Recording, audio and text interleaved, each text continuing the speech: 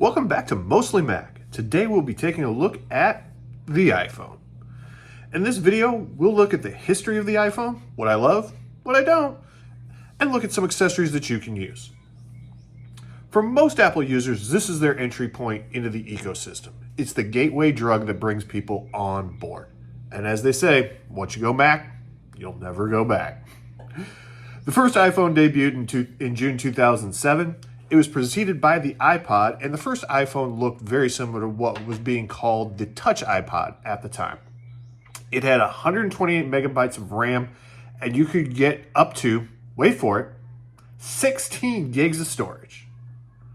Compare that to today's iPhone 14 Pro Max. It has 16 gigs of RAM, and the base model iPhone 14 comes with 128 gigabytes of storage.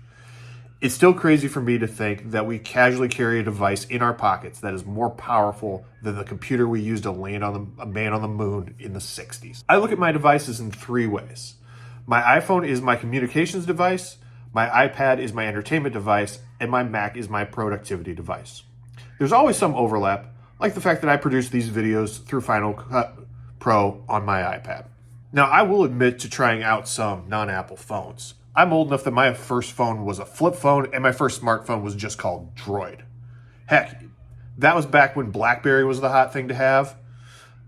I have a friend that swears by her Samsung Note, so much so that I tried out a Samsung and even got a free TV with it. But I missed my iTunes and my music library. It felt like I was trying to operate with one hand behind my back. But enough of the past. Let's talk about today. As of right now, you can go on the Apple website. You can purchase an iPhone 12, 13, 14, or SE, and the Pro and Pro Max versions of those. You might also have other choices from cell phone providers. That doesn't even touch all of the color and storage options that you can mix and match to personalize your phone. The main reason I moved my whole family to iPhones was the Find My feature. I got plenty of grief at the time for buying my middle-aged school daughter's expensive iPhones. But I wanted that peace of mind that I could pull up an app on my phone and know exactly where my children were at all times. Or at least where they left it behind. Apple's old slogan used to be, "It just works," and which beyond great branding is exactly what I want. I don't want or need to have 1,500 choices for text messaging. I just need the one that I know will work all of the time. Not just sometimes, not if it's compatible with this or that or the other thing. AirDrop is the other feature that I make the most use of for productivity. I can search for something on my iPad and drop it on my Mac, or vice versa. My wife can never find her resume when it's time to update it, and I have no problem. So I just search and AirDrop it to her, reducing both of our frustration. And lastly, iPhones last forever. Most people upgrade every other year because that's when their phone is paid off with their provider. But honestly, it's the jump from the 12 to 14 isn't that big. The jump from a 10 to a 14 is probably actually worth it. So once you get past a couple of versions, it is worth your time and your money to upgrade your phone. Now, nothing is perfect. So let's discuss some of the things that Apple could do better with their iPhone collection. The number one thing that drives me nuts is there is no close all apps option like there is on Androids. I don't need to flick my thumb 35 times to close all the stuff that I have open. Give me a dang button. It's a simple software thing. The next thing is that you can't use your Apple Pencil on your phone. I was honestly surprised by this when I got my first Apple Pencil for Christmas. I get that there's nowhere for this to attach or store the pencil, but if you have one for your iPad, it only makes sense that you want to use it on your phone. Non-Apple things can use whatever stylus that they want to on whatever device. Small vendors could use it to use for signing credit cards, or normal people can use it for copying and pasting. The next one might be changing soon, but as of right now, iPhones still are on lightning cables. I don't get why Tim Apple and the team are so dead set against moving. Macs and iPads both have USB-C, so it doesn't make any sense to me why they aren't willing to move the phones over as well. Dovetailing off that same idea, there are certain Androids that can pass power back and forth if you are low.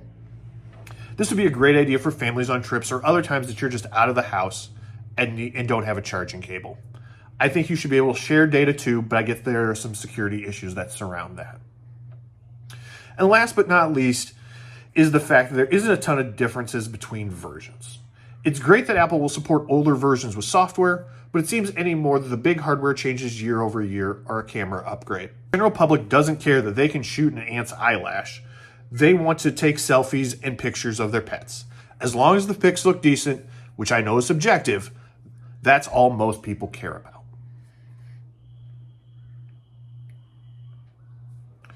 Let's start with my favorite accessory, MagSafe.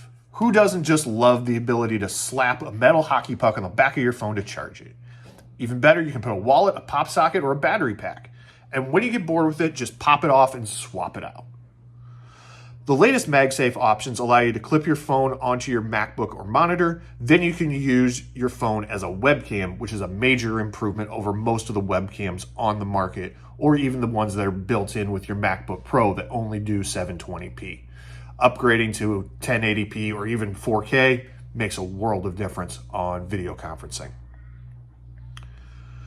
Transitioning away from accessories, let's take a look at cases, starting with the MagSafe ones.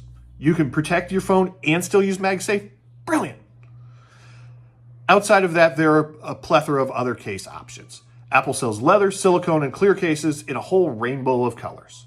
Outside of the official app cases, I prefer OtterBox cases. They are durable and won't cost you an arm and a leg. I prefer a thinner case to a thicker case as I already lug around a big phone, but thick cases do feel good in my hand. Next, let's talk chargers and cables. This is the area where I prefer to go non-Apple, with Anker being my power broker of choice. If all of the cables are going to provide the same power, why not get the cheaper option? On top of that, anybody who has relied on an Apple cable knows that it will split, get yellow, fray out way too easily.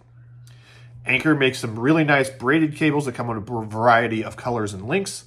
You can even find some cheap ones on Amazon and get those in bundles, though I personally haven't had much luck with those and generally don't recommend them.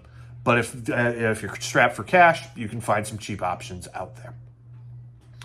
And lastly, just to touch on them, would be headphones. The amount of ear options is staggering, from in-ear to over-the-ear, Bluetooth, and wired. You can listen to your tunes however you wish.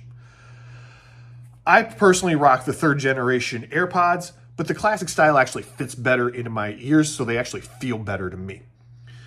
I don't like the over-the-ear styles because, as you can see, I wear glasses and they tend to push them into my head.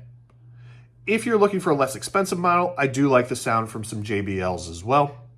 If you have cash to burn, you can spend plenty of money investing in a pair. We'll talk more about AirPods and their cousins in an upcoming video. That's all for today. Please like and subscribe, and I'll see you next time.